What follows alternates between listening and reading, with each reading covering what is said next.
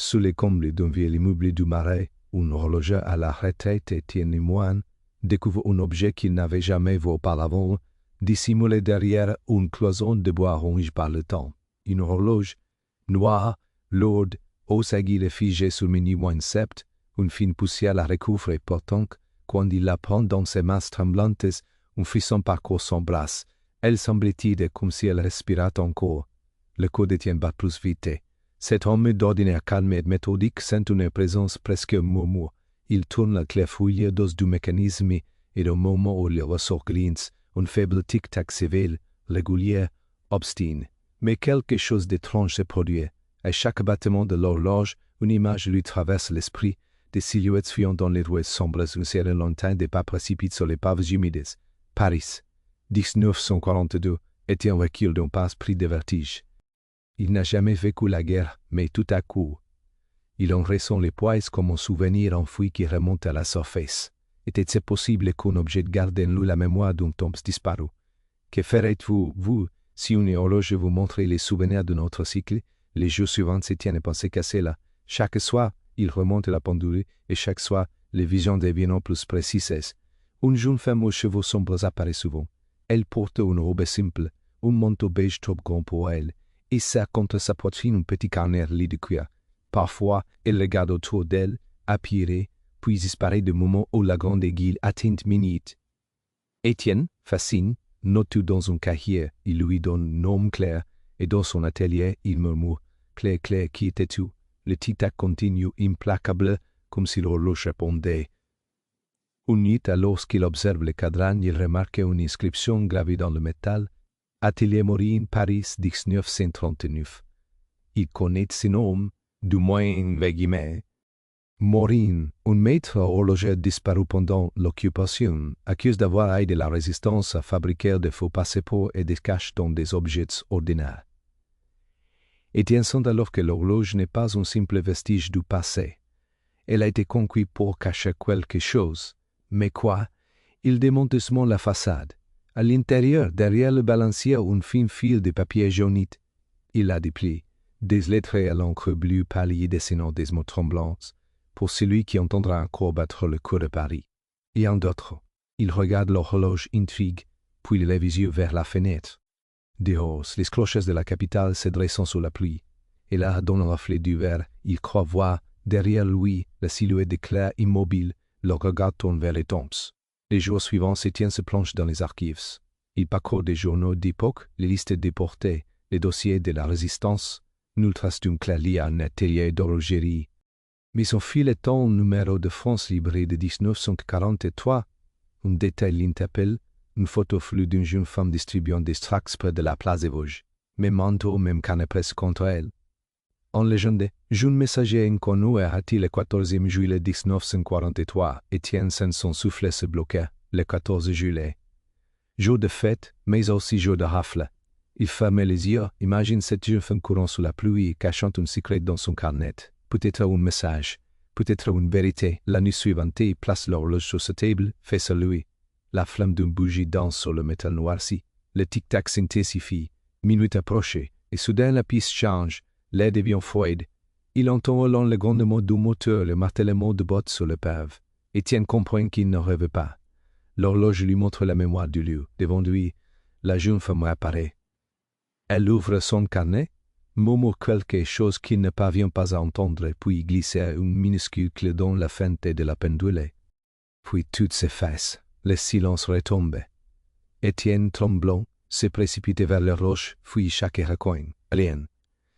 Pas de clé, pas de carnet. Pourtant, au fond du mécanisme, il découvre une cavité qu'il n'avait pas vue.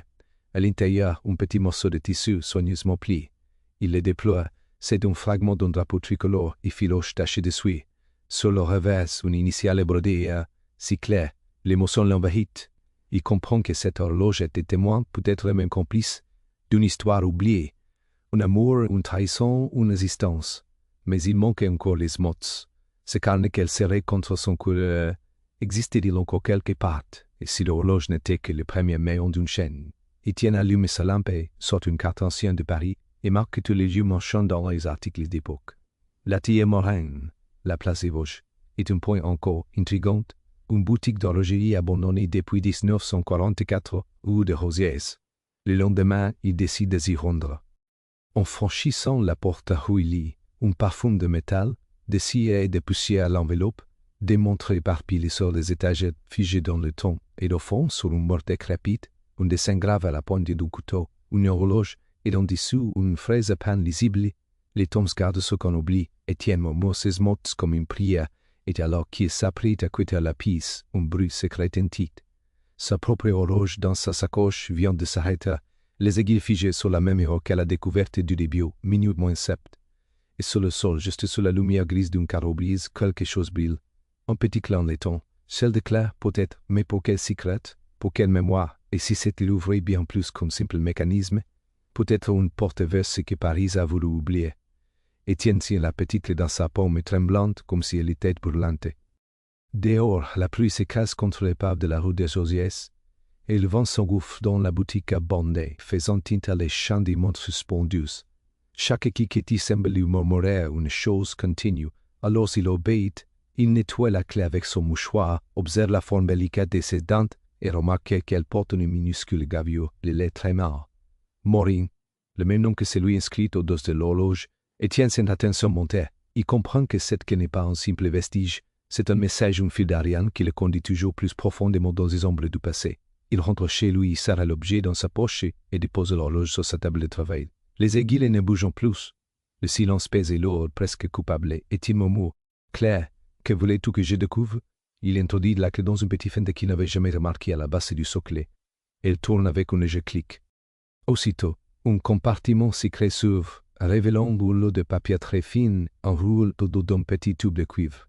Il déroule doucement au crayon qui se désagrège. Ce n'est pas une lettre, c'est un plan, un fragment de carte de Paris dessiné à la main avec des annotations minuscules, où elle des jardiniers signalement 3 milliards transmission minuit. En bas, une signature à peine lisible. Si d'Étienne sent un frisson parcourir son échine. Si dit Claire Dubois, ce nom lui échappe, mais il note mentalement d'enquêteur. Ce soir-là, il décide de suivre la carte. Dans le brouillard nocturne, il traverse la Seine, longe les quais déserts, et se rend jusqu'à la ruelle indiquée. Elle existe encore, étroite, cachée entre deux immeubles de pierre.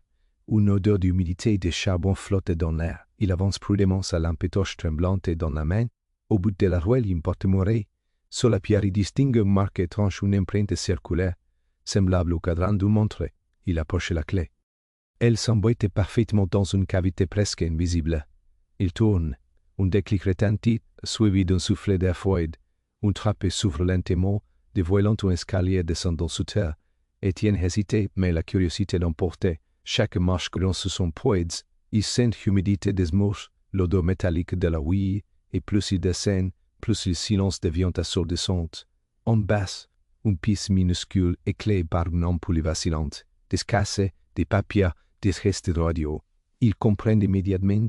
Il est dans un ancien poste clandestin de la Résistance. Sur une table, une plaque gravée, Atelier Maureen, et sur l'Issander 1943. Étienne pose la main sur la plaque ému. Maureen et Claire travaillent donc ensemble, mais dans quel but? Il ouvre l'une des caisses. À l'intérieur des montres toutes arrêtées à la même heure, minute moins 7, comme la sienne, et dans chacune un petit compartiment vide. Peut-être contenir des messages des microfilms désordonnés. Étienne comprend que ces montres attirent des relais, des messagers de l'ombre. Soudain, un bruit, un craquement, quelqu'un d'autre dans le tunnel. Il éteint sa lampe et retient son soufflet. Des pas résonnants, lents, prudence. Une voix rauque, presque un chuchotement. « Vous n'auriez pas dû venir ici, monsieur le moine ?» Chez Étienne sursaute. La voix vient de derrière. Il tourne lentement. Un vieux homme se tient la main au long visage raide de regard percant. Il tient une lampe à pétrole. Étienne intente de parler, mais l'autre l'interrompt. Cette horloge, elle ne devait plus jamais être remontée. Étienne Boulez demande qui êtes-vous?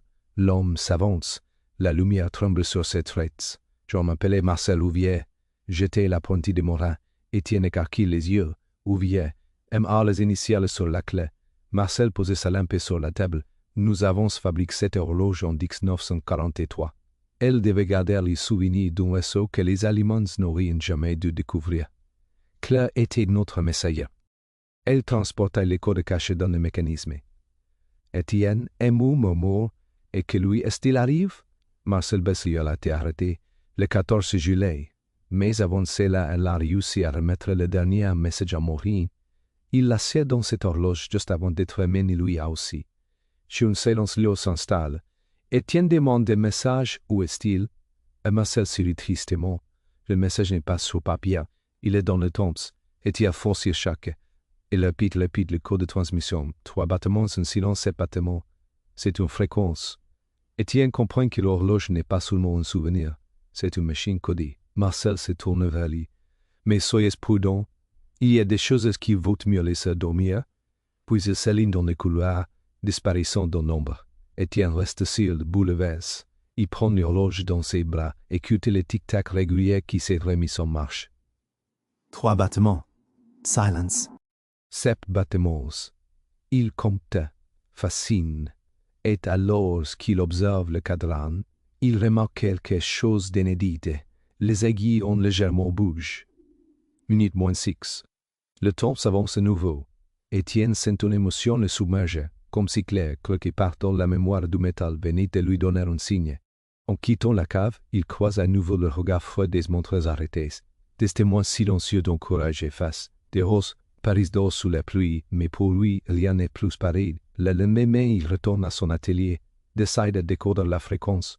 Il installe l'horloge près d'un vieux poste de radio et branche un micro. Quand le tic-tac résonne dans les haut-parleurs, une modulation étrange apparaît, presque comme un soufflet humain. Étienne ferme les yeux, amplifie le signal, et au milieu du bout, une voix ténue s'élève, à peine perceptible, une voix de femme. Si tu entends ceci, le temps ne passera à Paris. Étienne est resté fige le courbaton. Il reconnaît la voix de Claire, la mémoire du métal a parlé. Que vaut-elle encore lui dire? Et jusqu'où le temps peut-il garder un secret? ChatGPT sait Étienne passer la nuit entière penché son poste à radio. Les yeux cernes, les soufflets courts, incapable de détourner son attention de cette voix venue d'un autre cycle. Il rembobine, amplifie et ralentit la bande. La même phrase résonne encore et encore, comme un écho obstiné à travers le temps. Si tu entends ceci, le temps ne passera à Paris. Mais à chaque écoute, il perçoit quelque chose d'autre, presque imperceptible, un bruit de fond souffle entre les mots, comme un code de morse dissimulant la respiration de Claire. 3 impulsions. Une pause, 7 impulsions. Toujours la même séquence. Il note tout sur un carnet, traquant les points et les tirets, tentant de reconstituer le message. À l'aube, quand la lumière blafarde traverse la fenêtre de son atelier, il parvient enfin à déchiffrer la première phrase complète. Rue du Temple, 3e étage, sur la pendule, sans corbondite. Étienne connaît cette rue, à 2 pas de la place de la République.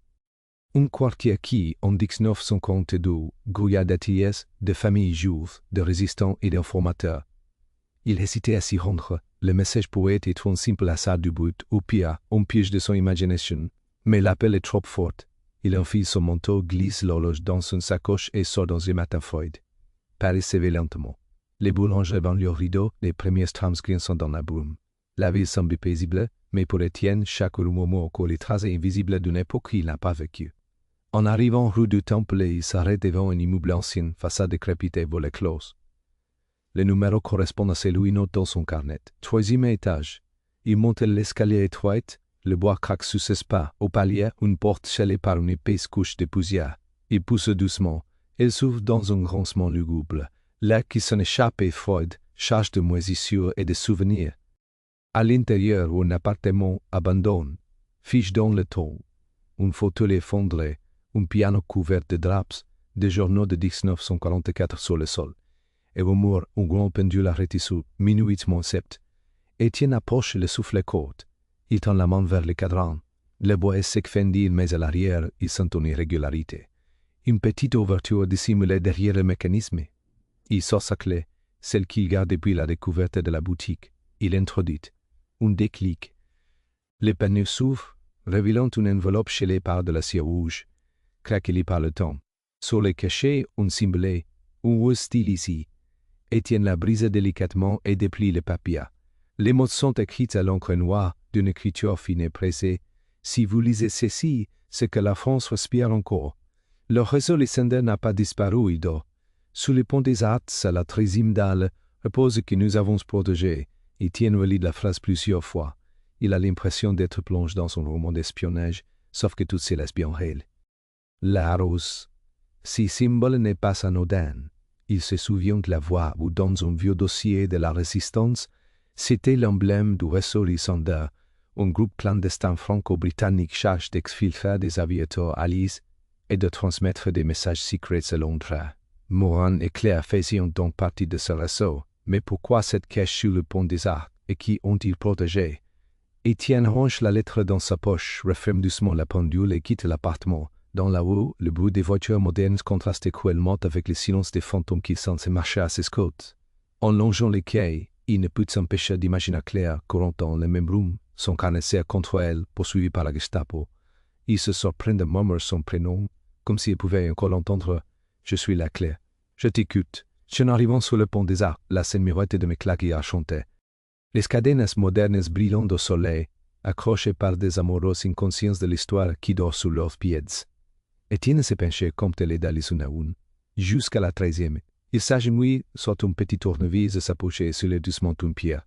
Le métal résonne faiblement. En dessous, un petit coffret en bois scellé par le temps. Il le tient vers lui, le suit de sa manche. Le couvercle portait la même ose gravée que sur la lettre. Il retient son soufflet, l'ouvre. À l'intérieur, un rouleau de film et un rouleau autour d'un cylindre d'acier. Il lève le film à la lumière, des images floues, des visages, des rousses, des macarons, des tracts, des fragments de mémoire. Étienne comprend qu'il a trouvé des images tournées clandestinement pendant l'occupation, peut-être les dernières traces du réseau Lysander.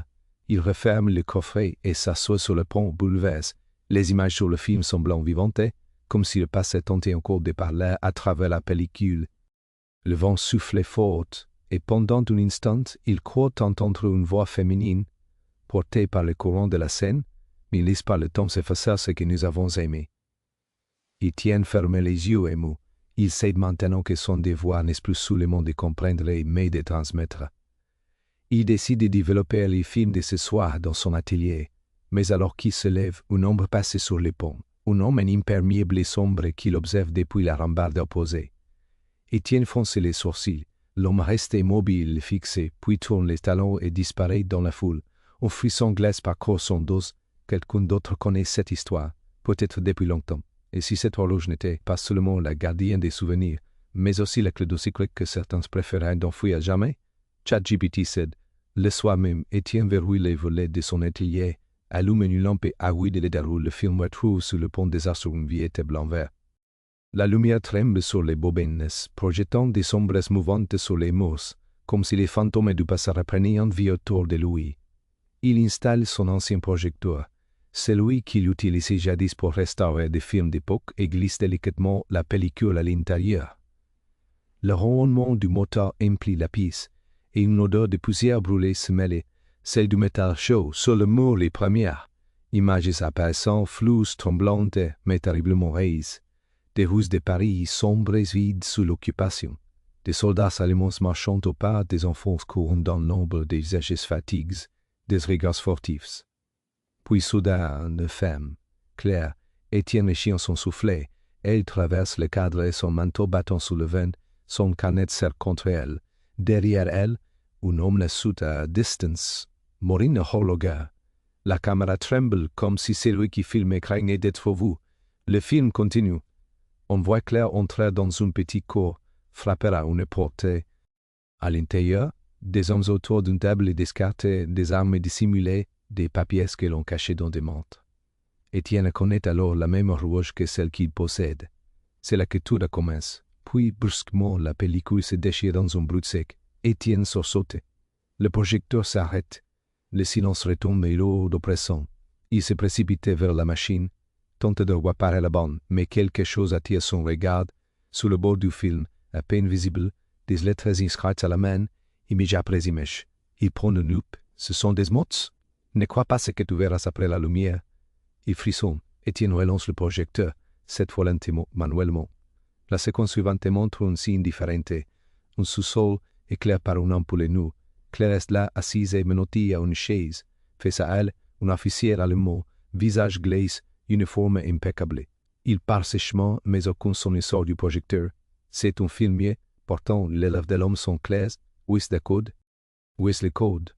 Claire secoue la tête, refuse de répondre. L'officier s'approche, la gifle violemment. Étienne d'autant les jours, le corps serré. La scène est insoutenable. Puis un détail.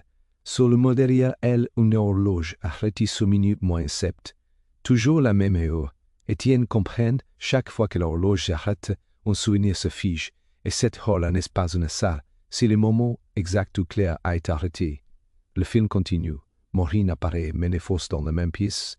Il échange un regard bref avec Claire, un regard plein de tendresse et de d'espoir. Il murmure quelque chose qu'on ne peut pas entendre, puis l'écran devient noir. Étienne reste fige, incapable de bouger. La lampe grésille.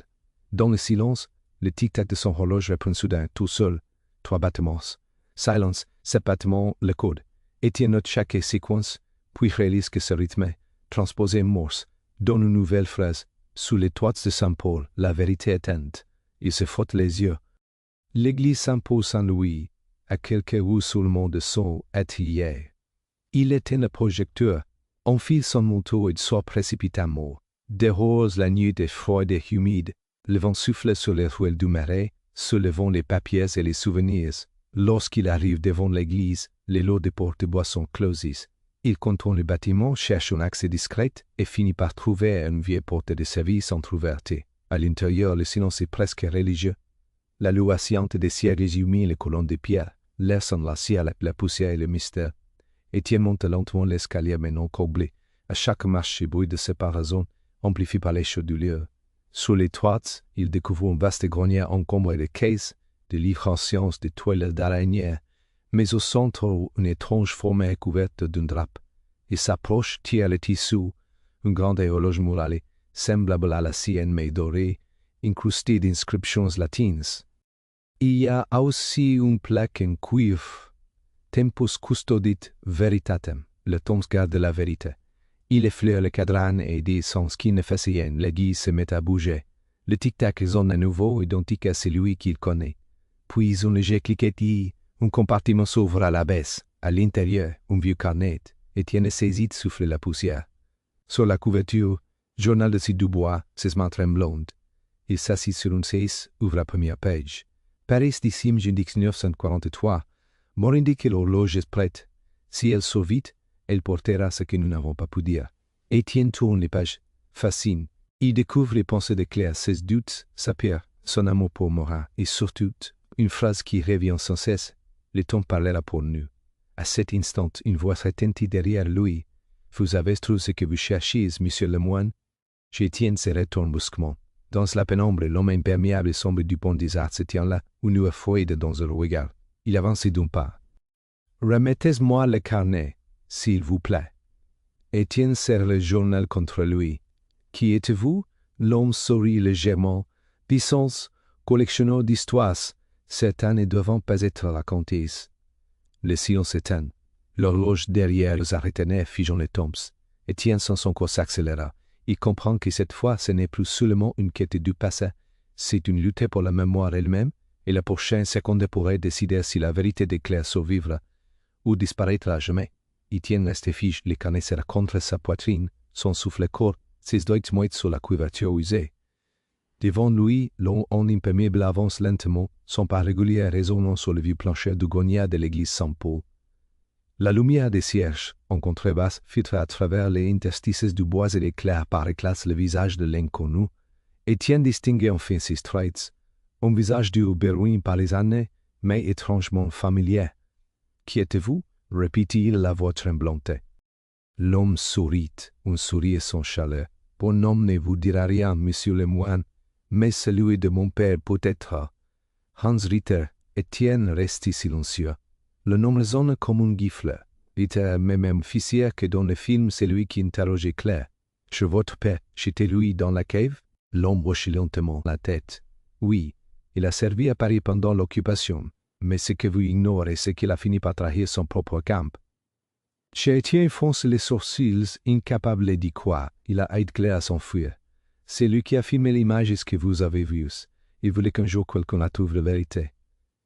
Étienne serre le carnet plus fort. « Et vous, que cherchez-vous ici ?» Hans Ritter fixe les yeux, un éclat de tristesse ressent son regard. « Je veux finir ce qu'il a commencé. Pendant des années, j'ai cherché ce carnet. Je savais qu'il contenait la dernière transmission du vaisseau Lysander. Mais je ne savais pas où, jusqu'à ce que vous remontiez l'horloge. Étienne comprend soudain Chaque mouvement qu'il a fait, chaque recherche, chaque découverte avait été sauvé. Vous me suivez depuis le début.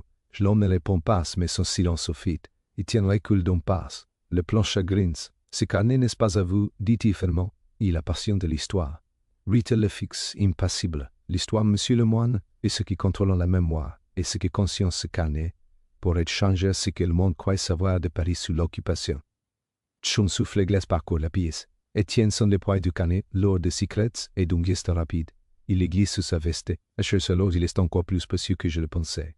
Rita s'avance brusquement. Étienne recule, trébuché sous une cesse, et le carnet tombe au sol, ouvert à une page tachée d'encre. Les deux hommes se figeant. Une phrase sautée, écrite en hâte, le code n'est pas un mot, c'est une chanson. Rita lève les yeux vers Étienne. C'est une chanson. Étienne murmure. Claire chantait dans le film, juste avant d'être arrêté. On ne pouvait pas l'entendre, mais on voyait ses lèvres bouger. Peut-être que la mélodie était le message. Un silence tendu. Puis, d'un pas décide, Étienne ramasse le carnet et descend précipitamment l'escalier du clocher. Quitta le sud, ses pas résonnant comme un écho ménacant. En bas, la nef est plongée dans la pénombre. Le vent s'engouffre par les vitraux brisés, faisant danser les flammes du cierge. Étienne court jusqu'à l'hôtel, pose le carnet, l'horloge et le petit magnétophone qu'il garde toujours sur lui. Il ouvre une page, relit une note qui fournit, le tombe au rythme du chant. Il comprend alors, il sort le micro, approche le mécanisme de l'horloge et tourne la clef. Le tic-tac reprend, régulier, presque musical. 3 battements, silence, 7 battements. Il écoutait fermer les yeux. Puis, dans sa tête, les sons s'alignant sur mélodie, une chanson ancienne, presque oubliée, 12 francs de tournée. Il la fredonne à voix basse, et soudain, l'horloge émet un léger cliquetis. Un compartiment caché ouvre à l'arrière. Rita s'avance stupéfait. À l'intérieur, un petit cylindre métallique garde un symbole, la rose du ruisseau Lysander. Étienne le saisit, souffle des sauces. À l'intérieur du cylindre, un microfilm roule. Rita s'approche lentement, c'est le dernier message. Ce qu'ils ont risqué leur vie pour sauver. Étienne fixe. Alors aide-moi à le montrer, à faire entendre leur foi. Rita restait silencieux un moment. Puis il détourne le regard, mon père voulait que la vérité soit dite. Même si elle condamnait les siennes, Étienne acquiescé. Il sort le microfilm, le glisse dans une enveloppe, mais soudain, un bruit sort de raison dehors, des pas précipités et voix. Rita blêmit, ils m'ont suivi. Étienne comprend, Rita n'était pas le seul à chercher le carnet. Peut-être dans son saut des hommes de pouvoir voulant effacer définitivement cette histoire. La porte principale s'ouvre brusquement dans un fracas. Des silhouettes sont montent sombres et s'envahissant l'église. Rita saisit Étienne par le bras. Courez, par la sacristie. Ils se lancent dans les couloirs sombres, le souffle court. Derrière eux, les pas résonnent de plus en plus fortes. Étienne serre le microfilm contre lui. Tout se mélange, la peur, le froid, le son du temps qui bat dans sa tête. Ils atteignent une petite porte donnant sur l'ouel. Rita se retourne, bloque l'entrée. Je partez, Étienne. Vous seul pouvez faire revivre cette histoire. Étienne secoue la tête. Chez vous, Rita esquisse son sourire triste. Le temps m'a déjà jugé bouilli. Étienne court sans se retourner. Dans sa sacoche, la rouge bat toujours, plus vive que jamais, comme un corps pressé par l'urgence. Le microfilm pèse comme un serment. Et tandis qu'il s'éloigne dans la nuit parisienne, une pensée le hantait. Et si la vérité que Claire avait voulu sauver n'était pas celle qu'il croyait? Car dans les fonds du carnet, une phrase griffonnée à la hâte lui revient. La lumière cache parfois plus d'ombre que la nuit. Le souffle court Étienne s'enfonce dans les ruelles sombres du marais. La pluie battant sur l'épave comme un tambour pressé par la peur. Derrière lui, et les choses des voix et des pas s'éteignent peu à peu, jusqu'à ne devenir qu'un murmure étouffé par le vent. Il serre sa sacoche contre lui, la son lourde et presque vivante. À l'intérieur, l'horloge bat encore, obstiné, son tic-tac régulier résonnant comme un corps mécanique. Il s'abrite enfin sous une arcade, reprenant haleine, l'eau dégouline de ses cheveux, ses mains tremblantes. Le microfilm glisse dans la doublure de son manteau, semble boule contre sa peau. Il comprend qu'il ne peut plus rentrer chez lui. S'ils l'ont suivi jusqu'à l'église, son atelier n'est plus sûr. Alors il marchait sans but précis, qu'il par la sorte ou peut-être par le destin que Claire lui a laissé entre les lignes au journal. Par histoire, mais chaque pierre semble observer. Les revers diffusent une miachon tremblante sur les façades des immeubles anciens. Étienne passait devant une vitrine de librairie fermée et son regard s'arrête sur un livre exposé, les voix de l'ombre, les fréseaux oubliés de la résistance y hésitaient, puis note mentalement les noms de l'auteur, me dessine les mots forts. Le lendemain, elle obéit, il la trouve. Une historienne réputée, spécialiste des transmissions clandestines pendant la Seconde Guerre mondiale, Étienne, encore fébrile, frappait à la porte de son appartement, non loin du Panthéon. Les mots forts, la cinquantaine élégante, lunettes rondes et regard vif, l'accueille avec méfiance. Vous venez bientôt pour un horloger, monsieur. Étienne se présente brièvement, puis ouvre sa sacoche, laissant apparaître l'horloge et le carnet. Elle pâlit. Joëvis vous trouve ça. Il lui raconte tout. La découverte est claire. Le film lit à la fuite. Elle écoute sans l'interrompre ses doigts crispes sur sa tasse de café. Lorsqu'il évoque le microfilm, ses yeux s'illuminent. Si c'est vraiment un enregistrement du réseau Lysander, alors vous tenez entre vos mains l'un des derniers témoignages directs de l'assistance parisienne, où Étienne sort le cylindre de sa poche. Pouvez-vous le lire? Les hoche la tête déjà plongée dans l'urgence. Elle installe un projecteur spécial, pose le microfilm sur le plateau et allume la lampe. La pellicule s'éclaire d'une lueur bleutie. Lentement, les images apparaissent, des documents officiels des noms d'Élise Codes, puis une série de photographies, des visages d'hommes et de femmes du réseau, parmi eux, Claire et Morin, souriant côte à côte. Étienne, sans sa gauche, se serrait. Soudain, Léa arrêtait la bobine. Sur un cadre précis, un détail attire son attention, un tampon. L'aigle nazi est en dessous une mention « Yeme verbindung Paris-Berlin ». C'est impossible, murmure-t-elle. Étienne se penche. Qu'est-ce que c'est? Et cité puis chuchote une section secrète de contre-espionnage allemande. Ces documents n'étaient pas des messages de résistance, mais des transmissions vers Berlin. Chez le silence tombe brutal. Étienne la cure abasourdi. Vous voulez dire que Claire et Morin travaillaient un peu, lui a secoué la tête. Pas forcément, il se peut qu'ils aient été manipulés, ou qu'ils aient joué un double jeu. Mais ce que vous tenez là, c'est une bombe historique. Si cela se bride, tout ce qu'on croit savoir sur le réseau Lysander pourrait s'effondrer. Chez Étienne Chancel se laisse tomber sur une chaise. Dans sa tête, tout vacille. Claire, la messagère héroïque qui l'imagine-tu, pourrait-elle avoir été une espionne? Non, tout en lui a fui cette idée. Il ouvre le carnet, tourne les pages et la ni soit tu vois une phrase. Nous jouons un jeu dangereux, mais c'est le seul moyen de sauver qui croient encore à la lumière. Léa le regardait fascinée. Peut-être qu'elle faisait semblante. Peut-être qu'elle transmettait des fausses informations pour protéger le réseau. Étienne relève les yeux. Comment savoir? Léa réfléchit. Il y a peut-être un indice dans la chanson. Vous avez dit qu'elle ferait donner 12 francs? Étienne acquiesce, le sourit faiblement. C'était dit à l'époque. Maîtrenet l'avait enregistré à Londres en 1943. Pour les assistants, les morceaux a été utilisés comme signal code par Radio Londres. Elle s'approche du microfilm. Si on synchronise la chanson avec le film, peut-être qu'un motif caché apparaîtra. Elle lance l'enregistrement, fait défiler le film image par image au rythme de la mélodie. Et soudain, dans la séquence où Claire parle face caméra, Léa s'exclame « Regarde ses lèvres qu'elle a fait en s'en souffler. » Claire ne chante pas vraiment les paroles. Léa traduit comme des souhaitresses, mais c'est la seule façon d'être libre. Étienne ferme les yeux, tout s'éclaire. Claire et Morin ont simulé la collaboration pour mieux infiltrer les transmissions allemandes et inverser les messages sauf l'assistance qu'ils auraient dû trahir. Un jeu mortel. Léa murmure « Ils ont payé de leur vie pour que le mensonge protège la vérité. » Étienne sent l'âme lui monter aux yeux.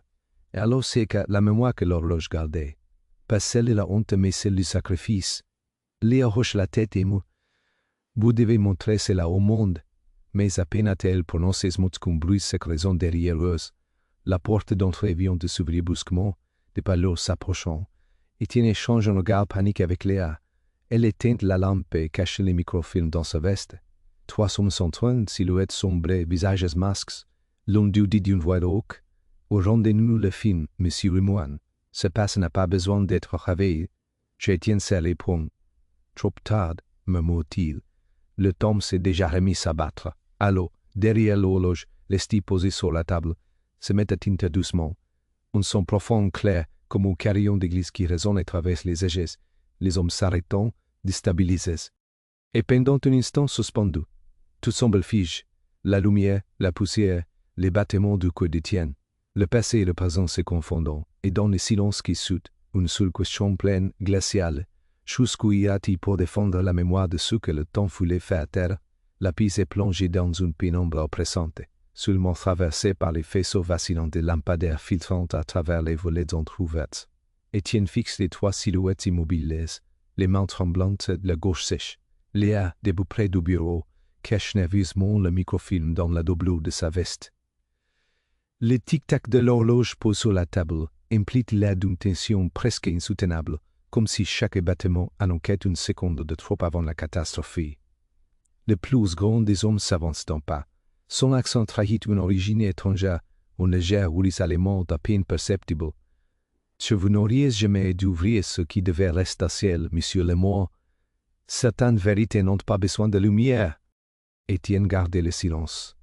L'attente de gagner du temps. « Qui êtes-vous » demandait-elle d'une voix fermée. L'homme la fixait, disant que nous représentons ceux qui préfèrent que l'histoire reste telle qu'elle a été écrite. Ces mots tombent comme des bières. Étienne comprend qu'ils ne sont pas de simples intrus, ils sont les gardiens de messages anciens, peut-être même des indemnes les à ce réseau ou à ceux qui l'ont infiltré. Il se redressait lentement. Ce qui Claire et Mohan ont fisqué, c'était pour que les mensonges comme les vôtres ne triomphent jamais. Je le regarde et l'homme se docite. Il fait un signe à l'un de ses acolytes, qui s'avance vers la table, les serre la main d'Étienne. Il comprend son intention sans un mot. D'un geste brusque, il renverse la table, l'horloge tombait, éclatait. Un ressort jaillit et bruit métallique couvre le cri de surprise des intrus. Étienne aida se précipitant vers la porte de la cuisine. Des coups de feu claquant. Une vitre éclate, le son assourdissant rebondit contre les murs. Ils débouchant sur la cour intérieure, glissant sous la pluie, et s'enfuyant dans la rue déserte. L'eau paraissant sur l'épave de trempe, mais le fracas lointain du tonnerre. Les halletés, on doit quitter Paris. Ce qu'ils viront, ce n'est pas seulement le microfilm. Ils verront les faces toutes du réseau lycéen. Étienne serre les dents. Alors on va faire ce que Claire aurait fait, on va les devancer. Ils trouvent affiché un ancien collègue de Léa, un archiviste du musée de l'armée, un certain Marcel Duret, grand discret, le visage bourré par les années. Il les fait entrer sans poser de questions. Et découvrant le microfilm, il pâlit. « Mon Dieu, j'ai entendu parler de ça, une rumeur, il y a longtemps. On disait que le message final avait été accepté par les Allemands en 1944, juste avant la libération de Paris. Mais on n'a jamais retrouvé la trace, qu'il observe l'objet avec un mélange de respect et de crainte. Si ce que vous détenez prouve que le réseau lycéen a infiltré les transmissions allemandes, alors ce n'est pas seulement une découverte historique. C'est une menace pour certains hommes encore en Nord aujourd'hui. Prélia se tourne vers lui. Nous devons se sauvegarder avant qu'ils nous trouvent. Marcel hoche la tête. Il y a encore un laboratoire secret sous l'ancien dépôt des Invalides. Il datait de la guerre. On y développait les premiers systèmes de cryptographie. Si le microfilm a été conçu avec ce matériel, c'est la base qu'on pourra le décrypter complètement. Chaque pluie redoublée alors qu'ils traversent les rues. La tour Eiffel brille au loin fantomatique à travers la brume. Étienne sent le froid de lui mordre la peau, mais il avance, déterminé. Devant les Invalides, Marcel sort une vieille clé en laiton et les conduit vers une porte latérale dissimulée derrière un mur de pierre. L'air est lourd, charge d'humidité et de souvenirs. Des ampoules jaunâtres s'allument faiblement, révélant un escalier de métal qui descend profondément. En bas, le laboratoire apparaît, des machines anciennes, des rouleaux de câbles, des consoles à lampes. Étienne a l'impression de remonter le temps. Marcel allume une lampe plus forte et installe un microfilm sur un ancien lecteur d'archives. L'écran grésille, puis les images réapparaissent. Mais cette fois, à la fin du rouleau, une dernière séquence apparaît, une plante très courte, presque imperceptible, grave dans la pellicule comme une cicatrice. On y voit l'intérieur d'une piste. Une horloge morale identique à celle d'Étienne, et une femme de dos, assise, écrivant à la lueur d'une bougie, la retient son soufflet. Étienne s'avance facile. Claire, murmure-t-il, puis la caméra tremble. On entend une voix lointaine féminine chuchoter ce que le temps m'a trahi, mais il reste dessus la pierre du passé. Le film s'arrête. Un silence s'installe, l'air chuchoté, sur la pierre du passé. Elle parle peut-être de l'église. Marcel secoue la tête. Non. Elle faisait peut-être référence à la crypte des archives. Elle était proche de Morino, et Morine travaillait ici pendant la guerre s'Étienne comprenne. Alors c'est ici. Le dernier message quelque part, sous nos pieds. She s'accroupit, observe les dalles. Le tic-tac de l'horloge brisée, rangé dans sa sacoche, semble répondre à chaque battement de son cœur. Il approche son oreille du sol, ou son creux. Il retire la dalle avec précaution.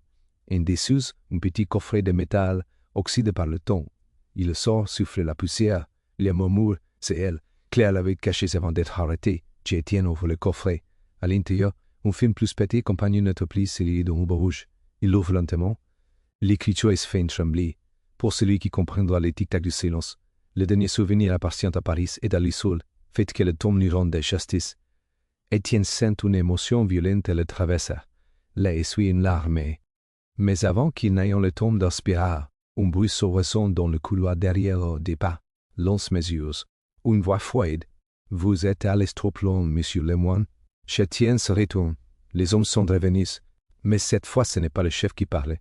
C'est Rita debout dans l'ombre, le regard chargé de culpabilité. J'essaie de vous protéger, mais ils ne veulent plus que cela s'arrête. Étienne comprend qu'il n'est plus seulement question d'histoire. Désormais, c'est une guerre entre la mémoire et l'oubli, et l'horloge, dans sa sacoche, semble battre plus forte, comme si elle aussi savait que le temps venait de reprendre son soufflet.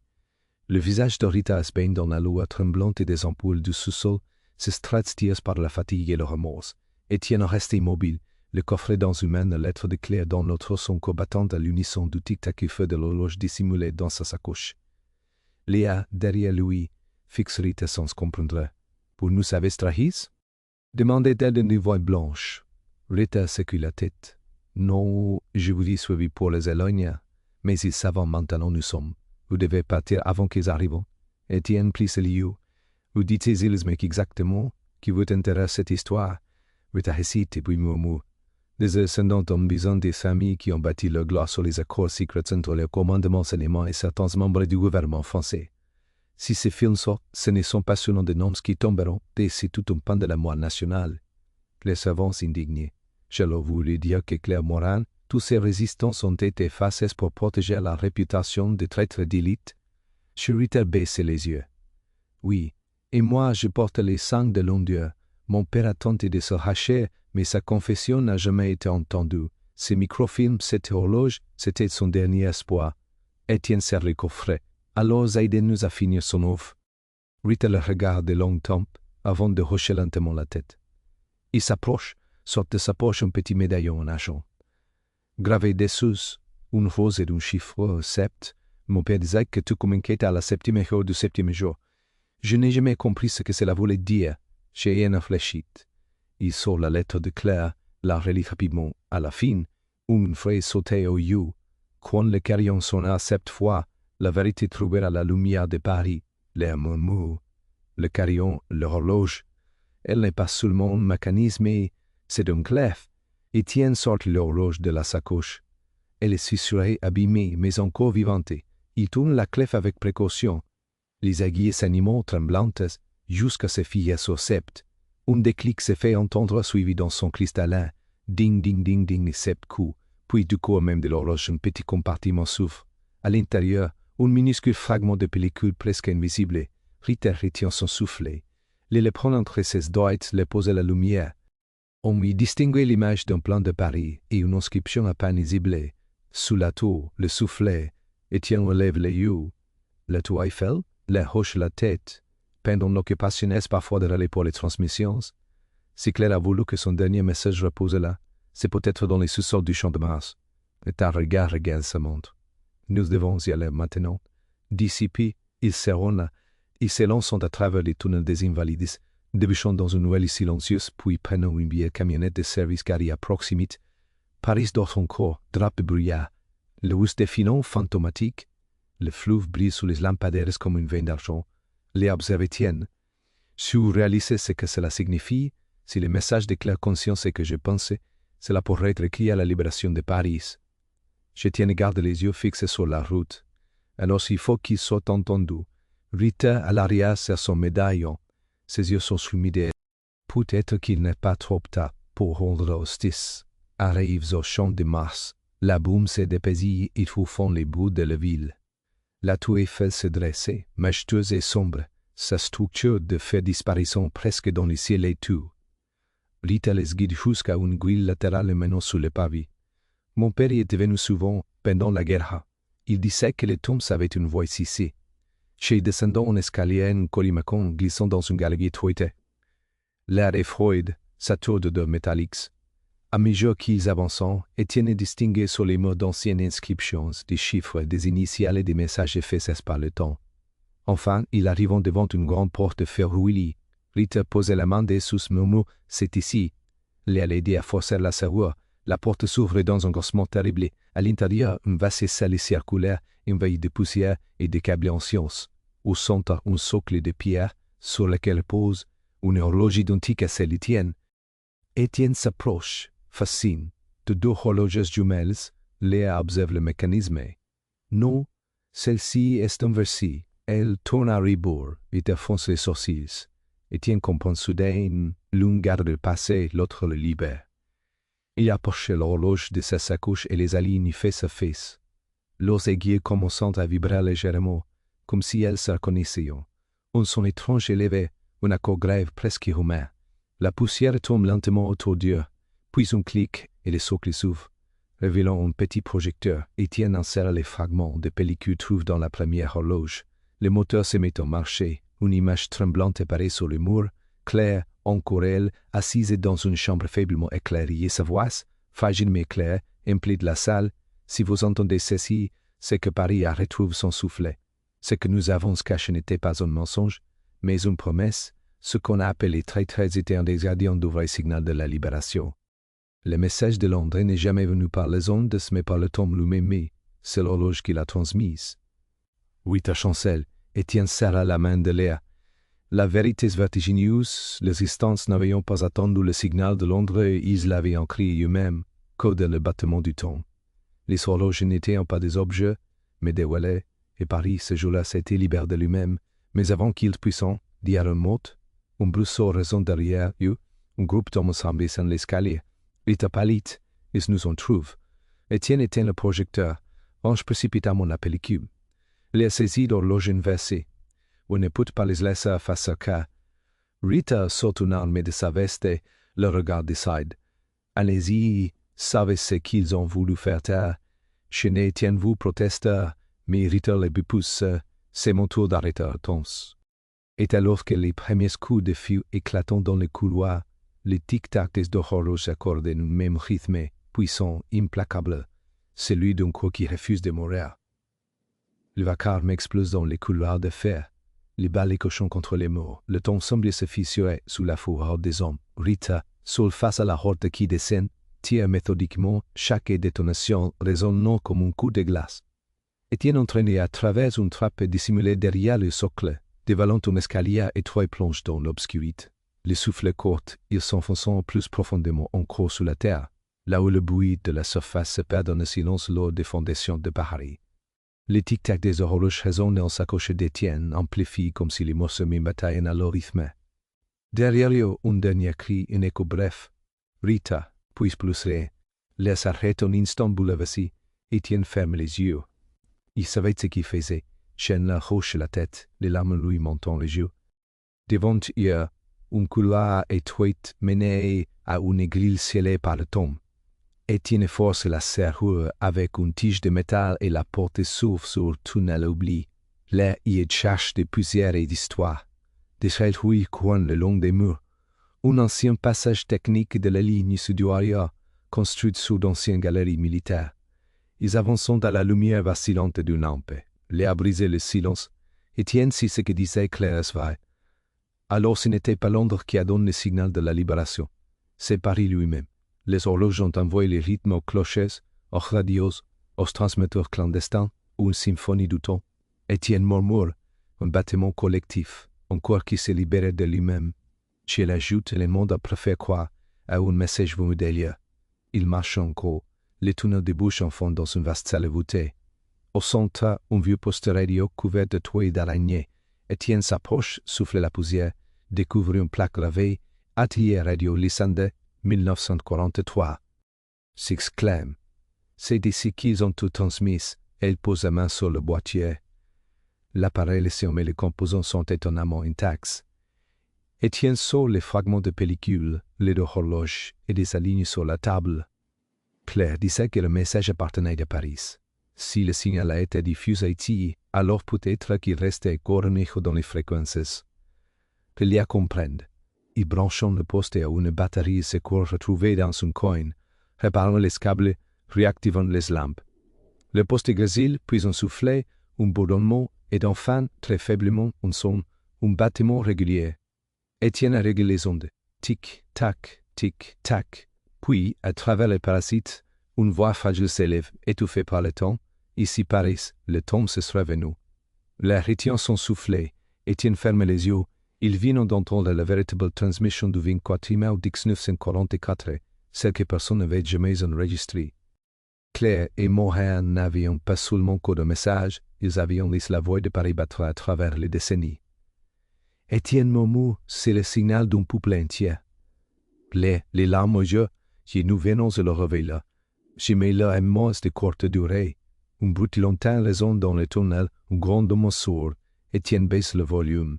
Ce n'est pas un éboulement, ce sont des moteurs. Ils se regardent, ils nous en retrouvent, prêts à attraper la pellicule, la glisse dans une boîte étanche. Étienne saisit l'horloge inversée. Si on ne peut pas sortir, on peut au moins transmettre. Il a jeté le poste sur la fréquence urgence, relie les horloges au générateur. Le mécanisme se met à tourner frénétiquement, les aiguilles vibrent comme des flèches de lumière. Le tic-tac devient un battement profond presque humain amplifié par les ondes. Étienne parle dans le micro, la voix tremblante mais fermée. Ici Paris, la vérité ne dort plus. À ceux qui écoutent, souvenez-vous que le temps nous bête qu'à la mémoire de ceux qui refusent l'oubli. Elle le regarde, bouleversée, les lampes hésitant. Dehors, un écho retentit dans la ville, les clochers de Saint-Sulpice, puis ceux de Notre-Dame, se mettant à sonner comme si le message révélait quelque chose d'enfoui dans le métal même de Paris. Étienne sourit, tout entend, les acquiesce et les larmes aux joues, le cours de la ville, mais soudain la grille derrière le explose. Des hommes sommes dans la salle. Étienne se place devant l'équipement. Vous êtes fous. Si vous touchez à ça, vous détruirez l'histoire. Cherche, un homme à la mâchoire serrée répliquait. L'histoire appartient à ceux qui la contrôlent. Chilevait son armée. Un coup part, l'horloge inversée éclate en mille morceaux. Le tic-tac s'arrête net, s'allonce. Les hurles Étienne tombe à genoux. Les hommes saisissent le microfilm, les horloges brisées. Le chef s'approche d'Étienne. Ce que vous avez vu ne sera jamais su. S'il tourne les talons. Mais au moment où ils disparaissent dans le tunnel, un détail échappe à tous. Léa, dans le chaos, a glissé un duplicate du film dans une cavité du poste radio, dissimulé derrière une plaque Willy. Tandis que la salle s'effondre sous les explosions qu'ils ont déclenchées, Étienne la prend par la main. Ils courent à travers les tunnels, poursuivis par le fracas du métal et des pierres, et dans ce vacarme, Étienne croit entendre très loin, à travers le vent, un dernier écho du carillon. Sept coups clairs pesent comme si les temps ont une fois encore refusé de mourir. Le jour se levait sur Paris, calme et presque éril. Les clochers se sont tous depuis longtemps, mais dans certains quartiers, un bruit étrange hante encore les murs. Un léger battement, presque imperceptible, comme si le métal des hier horloges continuait de respirer. Des mois ont passé depuis l'effondrement des tunnels. Étienne et Léa ont survécu, mais chacun a pris un chemin différent, fuyant les regards, les questions et surtout ceux qui cherchaient encore à étouffer la vérité. Dans une chambre mansardée du arrondissement, Léa contemple le vieux poste radio, répare, nettoyé, posé sur une table en bois. Sur le mur, une carte de Paris avec des cerclets, tracés autour des lieux où le signal avait été entendu, Saint-Sulpice, Montmartre, Belleville, et la tour Saint-Jacques. À chaque fois, quelqu'un avait de signal à avoir entendu, dans la nuit, un battement régulier. Était-il le vent, une interférence, ou quelque chose d'autre? Les souris, elle sait. Ce matin-là, elle envoie une lettre à Étienne. L'écriture est hésitante mais fermée. Il restait une chose à faire, le film. Il est toujours là, il ne signe pas. 3 jours plus tard, Étienne arrive dans son petit village à la lisière de Fontainebleau. Léa l'attend dans une maison abandonnée. Le vent s'infiltre par les vitres cassées, faisant danser la poussière dans les rayons du soleil. Sur la table, une boîte métallique. Étienne la regarde de la gorge serrée. Tu l'as retrouvé? Léa hoche la tête. Elle n'avait jamais quitté terre juste que quelqu'un ose la rallumer. Il ouvre la boîte. À l'intérieur, le film miraculeusement intact. Étienne prend une profonde inspiration. On ne peut pas le garder. Il doit être vu, entendu, les sourit, pas par les puissances, par le peuple. Comme avant, ils décident de projeter le film dans les catacombes, là où tout recommence, là où le silence a autrefois caché la voix d'un peuple la nuit suivante et une dizaine de personnes descendant avec eux, des descendants de résistants, des historiens, des curieux, des rêveurs. Personne n'y parle. Le bruit de leur pas se perd dans les profondeurs. Au centre d'une vaste salle, les installe un vieux projecteur à manivelle. Étienne alimente la machine. Les faisceaux s'allument, percent l'obscurité, se projettent sur une paroi nue. Le film commence. Des images tremblent, granuleuses. On y voit Paris 1944. Les rues vides, les pavillons sous la pluie. Puis un visage. Clair, vivante, souriante. Elle regarde la caméra et derrière elle, une horloge, scellée d'escarmes. Sa voix s'élève claire, intemporelle. Si vous regardez ceci, c'est que Paris a survécu.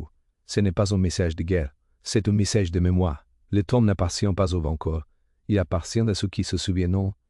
Je laisserai la main d'Étienne. Sur l'écran, des visages défilants. Morin, les enfants des rues, des inconnus écrivant des messages d'espoir sur les murs. Puis des plans rapides comme un code. Étienne comprend.